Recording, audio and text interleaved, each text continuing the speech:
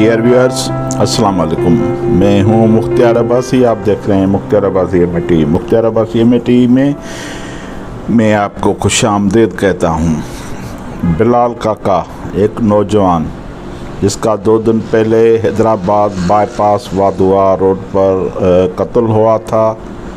हैदराबाद सिंध का दूसरा नंबर बड़ा शहर है। उनके बाद जो है आज कराची में भी बड़ी कशीदगी हो रही है। आप ये तस्वीर देख रहे हैं। सूबा सिंध के दूसरे बड़े शहर हैदराबाद के में होटल में झगड़े के दौरान जो एक सिंधी नौजवान है बिलाल काका की हलाकत के बाद पैदा होने वाली कशीदगी का असर अब कराची में भी महसूस किया जा रहा है, जहां सोराब गोट के इलाके में हंगामा आराई की गई है। तो आइए इस खबर को तफसील से थोड़ा सा देखते हैं।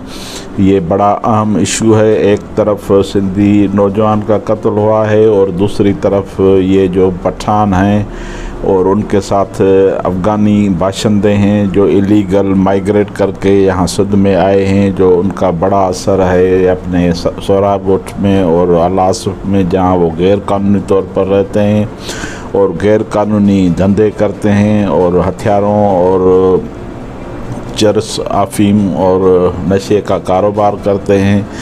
तो हमने पहले भी कहा था कि ये जो अफ़गानिस्तान से माइग्रेशन हो रही है ये पाकिस्तान को ले डूबेगी और सिंध को ले डूबेगी। तो अभी ये मनाज़र आप देख रहे हैं। ऐसी सूरत हाल है। हम सिंधियों का जो मौक़िफ़ है वो ये है कि सिंध की धरती सिंधी अवाम की धरती है, जैसे पंजाब की धरती पंजाबियों की है, बलूचिस्तान की धरती बलोचों की है, पख्तूनों की धरती पख्तूनों की पश्तूनों की है। तो इसी तरह ये जो अफ़गानी आए हैं ये अपने धरती पर रहें, इनको कोई भी हक़ नहीं है कि वो माइग्रेट करके यहाँ सिंध की धरती पर जो है वो कब्ज़ा जमाएं, यहाँ मिल्कियतें ख़रीद करें, यहाँ गैर कानूनी कारोबार करें और उनके बाद ये हंगामा आराई करें। तो इनको सिंध की जो हुकूमत है इनको फेस करना चाहिए इस फोर्स को। तो आखिर ये जो बदनज़मी हैं ये क्यों कर रहे हैं इस मामले पर। सिंध के कई शहरों के अलावा कोयटा में भी एहतजाजी मुजाहरे हुए हैं। इससे कबल कशीदगी को कम करने के लिए सूबाई हुकूमत के अलावा सिंधी और पश्तून जमायतों ने एक दूसरे के साथ राब्ते किए थे और उसे साजिश करार दिया था। हम यही समझते हैं कि पहली बात तो हमारा जो मौक़िफ़ है वो क्लियर है कि जिसने ये जुर्म किया है, जिसने ये कत्ल किया है, उनको बिल्कुल सज़ा देनी चाहिए। और दूसरी बात ये है कि हम पख्तूनों और अफ़गानी बाशिंदों में फ़र्क महसूस करते हैं। जो अफ़गानी रिफ्यूजीज़ हैं, जो अफ़गानी पनाहगीर हैं उसमें और यहाँ जो पख्तून रहते हैं उनमें फ़र्क है। हम ये हमारा मुकम्मल जो है वो साफ़ क्लियर मौक़िफ़ है कि यहाँ जो गैर कानूनी तौर पर अफ़गानी रिफ्यूजीज़ रहते हैं, जो उनको शनाख्ती कार्ड दिए गए हैं, उनको कोई भी हक़ नहीं है यहाँ सिंध की धरती पर रहने का, कराची में रहने का। अगर ये रहेंगे और भी आएंगे तो यहाँ डेमोग्राफी चेंज हो जाएगी, कराची में अमन अमान की सूरत हाल तब्दील हो जाएगी और ये कल जो है वो रियासत के बस की बात नहीं होगी। 2-3 दिन पहले सिंध के AIG जनाब जावेद आलम ओडो ने भी यही कहा था कि सिंध में जो कराची में जो क्राइम बढ़ा है उसकी बुनियादी वजह जो हैं वो ये इलीगल माइग्रेशन है। ये अफ़गान मुहाजिरीन हैं जिनकी वजह से ये जो क्राइम बढ़ा है, क्योंकि इनके पास बहुत सारे हथियार हैं और ये हर जायज़ नाजायज़ काम करते हैं।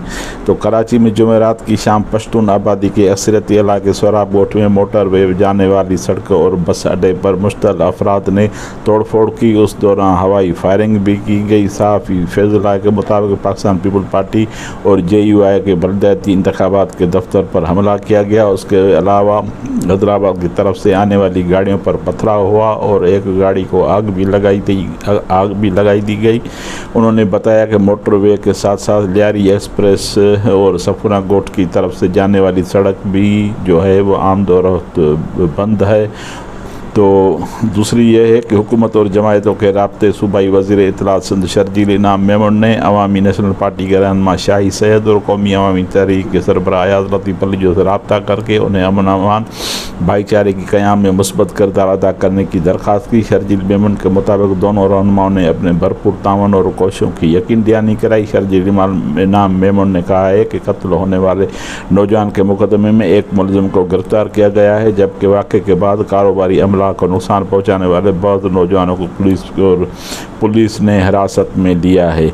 दूसरी तरफ ये हैदराबाद में कल से एहतजाज हो रहे हैं, उसमें कौम परस्त जमायतों के कारकुनान भी शामिल हैं, सिविल सोसाइटी शामिल है। दूसरी जानिब अवामी नेशनल पार्टी सिंध के सदर शाही सैयद ने कौमी अवामी तहरीक के रहनुमा अयाज़ लतीफ़ अलीजो से रब्ता किया है, जिसके बाद जारी होने वाले एलामिया में बताया गया है कि दोनों ने इत्तफाक़ किया कि सिंधी और पश्तून में गलत फहमी पैदा करने वाले अपने मकासद में कामयाब नहीं होंगे। GM सैयद रसूल अलीजो और बाचा खान का भाईचारा सिंधी और पख्तूनों के लिए मशर राह है और दोनों में कौमियत के नाम पर कोई झगड़ा नहीं है।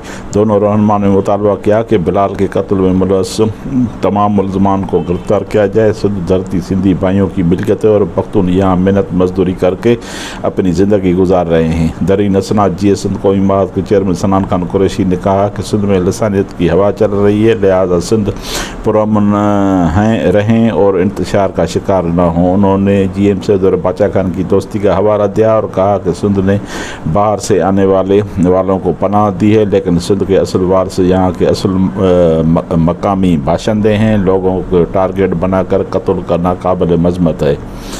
तो ये है जो मामला है वो सारा आपके सामने है। मैंने पहले भी 2-3 वीडियोज़ रखी हैं जो बड़ी वायरल हुई हैं और ये भी सारी सूरत आपके सामने ही रखी है। तो बिलाल जो है एक नौजवान लड़का था जिसका बेरहमी से कत्ल हुआ था। तो हम चाहते हैं कि जो भी लोग कानून अपने हाथ में लेते हैं, किसी को कत्ल कर दें, तो उन पर जो है वो बिल्कुल उन पर केस दाखिल किया जाए और उनको दहशतगर्दी का एक्ट लगाया जाए।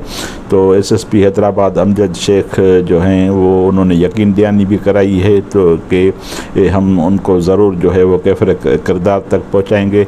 लेकिन ये जो सोशल मीडिया पर नफ़रत अंगेज़ जो वीडियोस चल रही हैं सिंधियों के ख़िलाफ़ या सिंधी जो हैं कुछ सिंधी, हम ये बात नहीं कहते हैं, कुछ सिंधी जो हैं वो पख्तूनों के ख़िलाफ़ बात कर रहे हैं, तो हम उनमें से नहीं हैं। हम बाचा खान, रसूल अलीजो, GM सैयद और बहुत सारे खुशहाल खान खटक, शाह लतीफ़ के जो हैं वो पैरोकार हैं। हम चाहते हैं कि यहाँ जो है वो दहशतगर्दी ना हो और यहाँ किसी भी किस्म के हम फसादात के ख़िलाफ़ हैं। ये रियासत का काम है, ये लॉ एंड आर्डर की सूरत हाल है। यहाँ जो भी जुर्म करेगा, जो भी कत्ल करेगा, जो भी कानून हाथ में लेगा, हम उनके ख़िलाफ़ जो हैं वो ज़रूर उठेंगे और उनको जो है वो सज़ा भी होनी चाहिए। तो ये हमारी आज की वीडियो है। हम कोशिश करेंगे कि आप कोशिश करें कि इस पर हमारी रहनुमाई करें, कमेंट्स करें, शेयर करें और इसको ज़रूर सुनें और इसको फैलाएं भी, ताकि ये हमारा जो आवाज़ है ये सिंध के और पाकिस्तान के तमाम तर लोगों तक पहुंच सके। मेहरबानी, थैंक यू, खुदा हाफ़िज़।